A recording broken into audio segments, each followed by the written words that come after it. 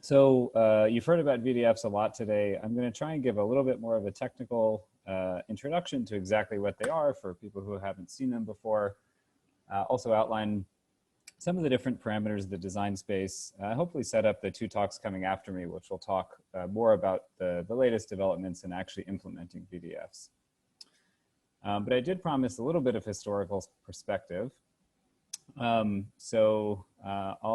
tell you about a really old way of doing public randomness, doing lotteries, which is a pretty good deep dive on the internet to do if you haven't before, which was a form of gambling that was called different things in different places, but usually the numbers game or the policy game. This is a headline from the New York Times from 1935 about some organized crime members being busted for running this game, for running the numbers. It actually dates back, at least in America, to the late 1800s. But the game was really simple.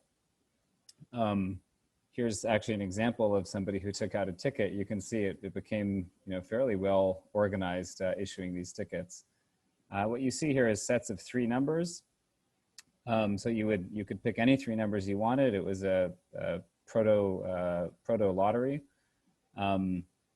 And then you would write down the amount you wanted to bet. So low-level gang members would walk around and give out these yellow tickets. You would give them some money, as much as you wanted to lay on these different sets of numbers.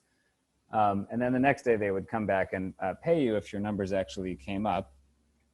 And the source that they actually used in New York, they used different things in different places. Sometimes they used sports or specifically horse racing things, but in New York, they just used the total number of shares traded on the New York Stock Exchange for the day before, which was published in the newspaper.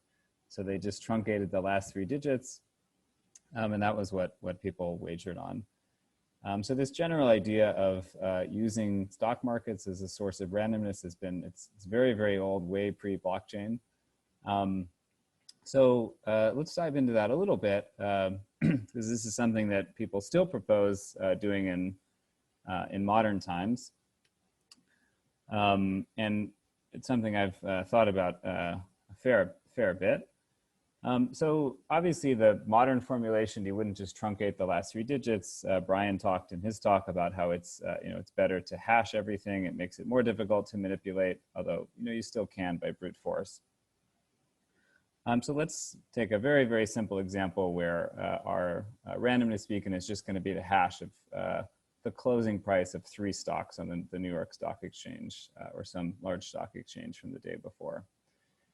So the way that you'd go about manipulating this, if you were an attacker, you'd wait until right before the value is going to be finalized. So you would try to get that last mover advantage. It's been described already in a lot of different scenarios. Same thing for the stock market. And then you would look at different possible small perturbations of the near final value and say, what would happen if I executed 1 extra trade, if I pushed the price of this stock up or down by a penny. You'd have a fairly large, exponentially large, as you had more stocks included, space of possibilities that you could explore. And you could simulate what the lottery outcome would be for all of those different perturbations. And then, if you have the capability, you can try and force whatever the best one is for you to happen by executing or not executing those trades. So if you're a high frequency trader, this type of attack is actually fairly low cost and easy to do it. It's not easy to become a high frequency trader with extremely low latency, but once you achieve that position, you could somewhat reliably manipulate the source of randomness. So notice the key step is that you have to be able to simulate different lottery outcomes for different potential courses of action that you could take. And of course, what I didn't say is that for this attack to work, you have to simulate that very quickly. Right, so I did mention you have to be a high frequency trader. You have to be able to decide very quickly whether or not to act. So the general idea, which I think is quite powerful, that can fix this and other weak sources of randomness, is to add a delay. So to add a function to the process which can't be computed quickly. And that way an attacker who's trying to do an attack like this when they attempt to simulate what the lottery outcome will be for different possible courses of action that they can take, they don't actually get an answer. Their simulation doesn't complete until it's too late to actually execute any trades. Right, so obviously if that delay took even on the order of minutes, by the time you had the results of any of these simulations, the market would have closed and you've lost the opportunity to act. So this applies to a couple different sources. Like I said, the two historical ones that were used by organized crime throughout America were asset prices, also sports scores. And the modern one, which of course wasn't available to Al Capone, was blockchain data, which is, we're all presuming is a better source. Although I would like to say at this point actually that I do think it's worth thinking about financial data as well.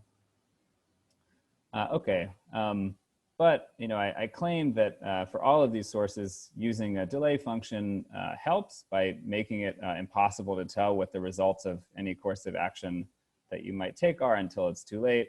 Just to show you, same paradigm plays out in the blockchain space. If you have multiple competing blocks that are found in the same slot, a miner might have some ability to manipulate. The simplest thing is they can just choose which of two colliding blocks they mine on top of. You could think about a more devious attacker who tries to actually bribe other miners in the network to favor one chain or another. But again, the key component is that you see these different blocks which have the potential to become canonical, and you can simulate what the lottery outcome will be if any of those blocks does become canonical quickly, so that you can choose which one is good. So again, if you add a delay so that you can't simulate that very quickly, you'll lose the opportunity to act by the time you know which of these blocks you actually want. Okay, so how do we actually build this delay function? At this point, the talk's going to be a little bit more technical. I promise not too technical. So a VDF is a cryptographic scheme. There's three functions. There's some sort of setup function. And in the setup, you specify a time parameter, which is how long you want, how much of a delay you want. And lambda is just a standard cryptographic security parameter. And then given those public parameters, there's an evaluation function that takes an input X, maps it to an output Y, optionally gives you a proof of correctness. And then you have some verification algorithm which just verifies an input-output pair. And again, maybe it takes that proof. And the three properties, it's very, very simple. If you remember the acronym VDF, there's basically three properties that this thing needs to have, stated informally here. It needs to be verifiable. There needs to be an efficient verification algorithm. So informally, we want verified to be much faster than evaluation. There needs to be a delay. So this thing needs to be inherently sequential, and it should take t steps to solve. And it has to be a function. So it has to have a unique output. For any input X, there has to be only one Y that it maps to. If there were multiple possibilities, then we would lose consensus about what the lottery outcome would be, and it wouldn't be usable in the randomness setting. Okay, so again, you just have to remember the three letters VDF, and it basically describes exactly what it is. So it sounds simple. Turns out we didn't really know how to actually build such a function until the last few years, where we've seen a lot of exciting research to that end. And it's kind of interesting because if you take away any of the V, the D, or the F property, there was kind of a known construction at the point that we started this research that are, well, the first two at least are pretty trivial. If you don't care about efficient verification, I think Vitalik mentioned this, you can basically just iterate any one-way function in a long chain and you get a delay function. If you don't care about delay, if you don't care about the problem being inherently sequential, there's all sorts of verifiable functions that are easy to verify, hard to compute, but easy to verify the answer. Discrete log is an example. The other one, if you want a verifiable delay that doesn't necessarily have a unique answer, there is something called a proof of sequential work, which is a cool building block from crypto theory. As far as I know, I'm not sure it's been used in practice, but it is out there and you can look it up if you're interested. So anyway, all of these were known at the point in time when we formulated VDFs and wanted to build one for the first time, but it took a little bit of creativity to figure out how to get all three properties at once. And you might have also heard of timelock crypto, timelock encryption, or commitment schemes. Those have been around since the 1990s. You may have seen them in the news recently because a very old one was broken for the first time. So that's also a related notion that's much older, and sometimes people get confused what's the difference between timelock encryption and VDFs. It turns out the structure is actually very, very similar. The main difference is just with timelock encryption, somebody knows the answer Y before X is published. So it doesn't really work in this public verifiability setting. It sort of requires a trusted person to set up each specific puzzle. But otherwise, the computation is actually very, very similar. Okay, so I'm gonna not describe the two main constructions because I'm hoping the next two talks will. But I'll just give you, just so you have a flavor of how this is even possible to have a function that's much faster to verify than evaluate. The simplest example is just computing a square root mod p. So this is, this idea has actually been around since the early 90s. You can take a random integer mod p, computing its square root takes order p steps, but then verifying that that square root is correct takes exactly one step. Notice here, I should say I've been quite informal about what a step is. That actually depends on your application. A step is some basic operation, which might be a group operation, it might be an exponentiation, or in this case, a squaring. Of course, that squaring itself, is maybe you don't think it's an atomic step. It can be broken down further than that, but that's at the level that we're looking here. Okay, so like I said, I should say that this technically isn't a VDF. The gap between evaluation and verification isn't actually big enough by our definition, but it's kind of an almost VDF. But modern designs that actually do achieve the stronger definition, there's sort of basically two families. There's ones that are based on repeated squaring. So there will be a talk coming up about that. You can work in different groups. And then there are approaches that, as Vitalik outlined earlier, you take a long chain of operations. It might actually be that square root mod p or cube root mod p, and then you apply a generic proving system to prove that you did it correctly. So I believe these are the next two talks are going to drill into the details of these. But I'll just show you some generic things that you'd want from a VDF. So if you could sort of build the Platonic ideal of a VDF, you'd want it to have a very efficient setup or even no setup at all, and you'd want that setup to be untrusted. In practice, sometimes the setup is a slightly more expensive polynomial algorithm, and some VDFs, particularly squaring in an RSA group, do require a trusted setup, although there's been a lot of work on how to do that in a multi-party way or other approaches to deal with that issue. You also want efficient evaluation. So ideally, it has to take t steps by the definition. Ideally, it's 2 steps on a single-threaded processor. But we do allow in the definition, maybe you need a limited amount of parallelism to actually finish computing in t steps. That's fine. But it shouldn't be some massively parallel operation. And you need efficient verification, of course. That's the V property. So ideally, it's just some small polynomial of lambda, which is going to be, the size of it has to be at least order lambda. But we allow that, maybe it's some small polynomial, but notice, at most it's logarithmic in t, right? So it takes t steps to compute, can't take t steps to evaluate. That would just be, evaluation, sorry, it can't take t steps to verify. That would be verification by re-execution. So the definition, which is sort of arbitrary, but I suppose we wrote the first paper, so we got to choose the limit. We said we'll call it a VDF if it takes up to log t steps to verify. More than that, you're not saving enough, and we don't think it's efficiently verifiable anymore. But again, ideally, the verification is constant no matter how long the computation takes, and the good constructions that we have available, they actually do achieve the ideal here. So they do achieve, constant verification in T.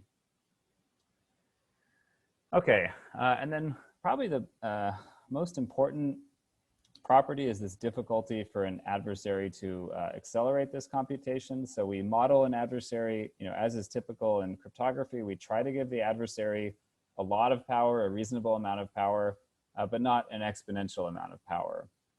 So the adversary is allowed a large, not exponential, but polynomial preprocessing step. So you could think they try to build a table of known results or known partial results that will speed up their computation later.